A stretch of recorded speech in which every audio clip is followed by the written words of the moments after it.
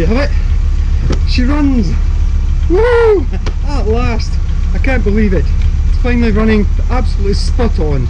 And it's all down to a real Audi expert. No, not me.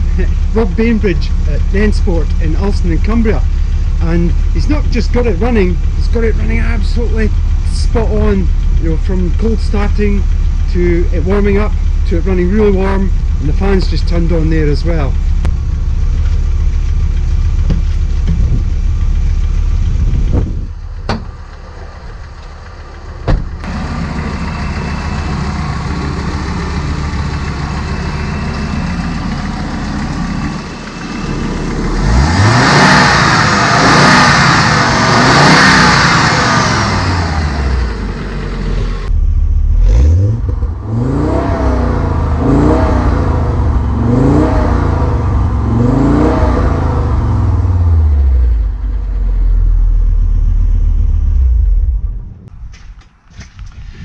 So I'll let you know exactly what he all done. He basically done most of the things that I done, but there's one or two key areas that Rob got into, whereby he managed to get the car running, and then once he got it running, he was able to tune it. The main thing was the metering unit, and the metering unit that I had on it, I actually, when I got the car, it had corrosion on the inside, so I took that off and I cleaned it out, opened it up basically. And you're best not opening these things up unless you really know what you're doing. But Rob had this known working unit that he took off another car that he converted to ECU unit, and he knew that this was working right. So he basically took the whole car back to the basics. He took this off, he took the injectors out, you know, he took the warm-up regulator valve off, he took all this, the inlet manifold off, the idle control valve, everything. He took the whole lot off and started from scratch. Then he put everything back as it should, put the original cold start valve on, the new metering unit, the warm-up regulator. So then he done, and one or two of you have mentioned this already, he done a search for vacuum leaks, and there was a couple of vacuum leaks in the injectors, but the main one was the brake servo. And I hadn't run the car, and through my lack of experience, you know, I just did not think it could be this. And it was actually corroded, and there were holes all the way around where the master cylinder screws onto the actual unit itself. And also, and you can't see it from here, down the bottom, if the master cylinder leaks, it gets into the unit and goes down to the bottom of the main part of the body, and the brake fluid really corrodes the metal, and it was leaking in there badly there, and I just could not hear that, you know, when I had it running. So Rob actually blanked this off. There's a pipe that goes from here to the brake master cylinder. The car was running, and he was able to, you know, set the car now, the mixture and the idle screw, you know, to get it at least starting and running. But then he found out one or two other things. The warm-up regulator needed fixed, so he's used one half of my old one and one half of another one. Then he got all the pressures correct.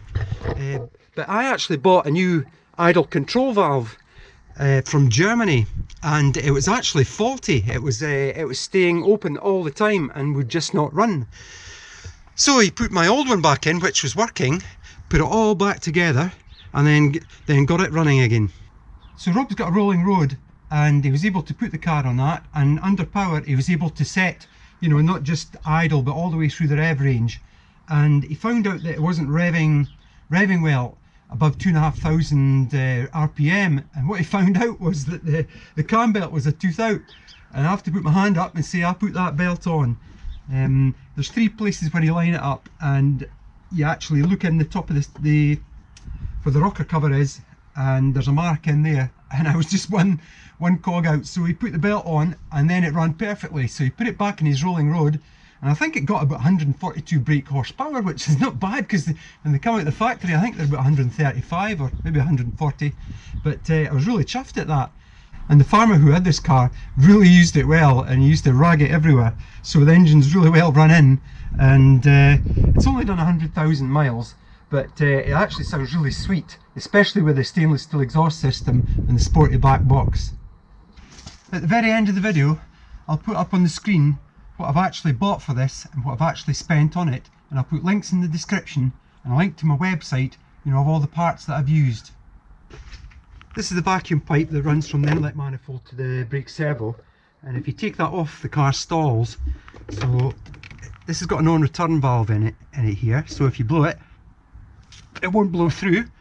If you blow it from this end, the valve is working. So I'm going to put this on.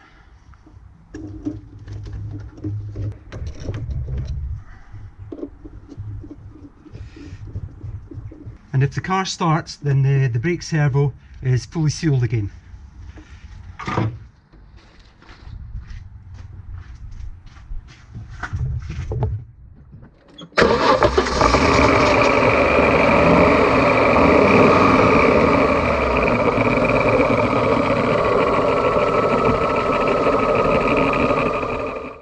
That's great. That's the brake servo working again. I'll get that all connected up and get the brakes bled. So now that it's running right, I can't wait to get going on all the other bits and pieces. The starter, as you probably heard on my previous video, I think needs attention with it sitting for so long. Also, it needs a good clean out on the inside, although it was in really good nick. The farmer basically shut the door on it and that was it for 10 years. It's the heater unit, and it only comes on, and it comes on without the ignition on as well.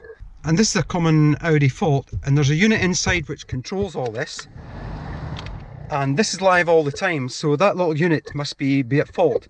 But I'm also going to change the fan at the same time. The other thing is that the radio, oof, doesn't work at all, so I'm going to have to sort that out. And there's a terrible sound coming, you can hear it when you try and turn it on, so I've got that to sort. The wiper stalks are really stiff and clicky, and you've really got to force them to switch them on and off. But these are really hard to get. I can actually get the standard saloon ones easily, but not with the one with the back wiper, so I might just do a rear wiper deleting it just to get the new stalks. The seat, I don't know if you can hear it.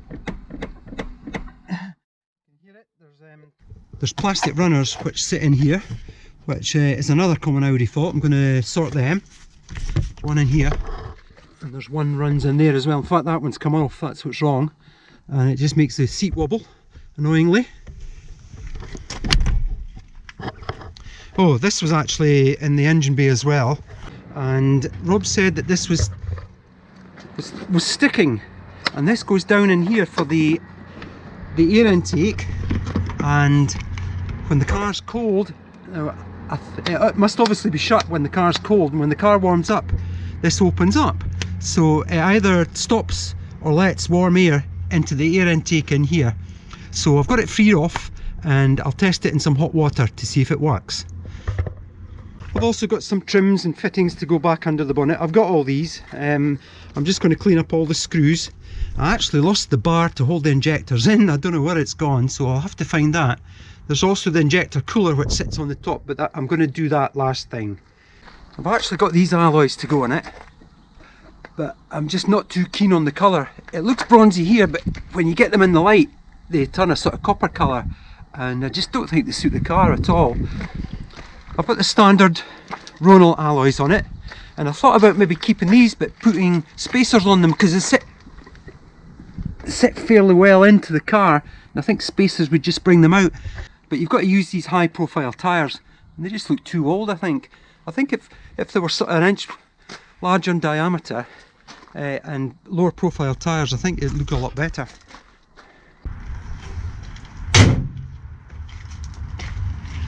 So there you have it.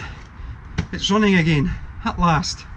And a huge thanks to Rob Bainbridge for getting it going. I nearly sold this car 2 or 3 times. I got that fed up trying to get the damn thing going. But that's it going now. And I just can't wait to get on and do the finishing jobs. You maybe know what I mean, but I don't like to do a lot of good jobs in a car until the main thing's out the way. And I just couldn't get into tidying in the interior, that sort of thing, you know, valeting it and doing all the small jobs without getting the big one sorted out first and get it running. So that's it running now, and I'll get it MOT'd.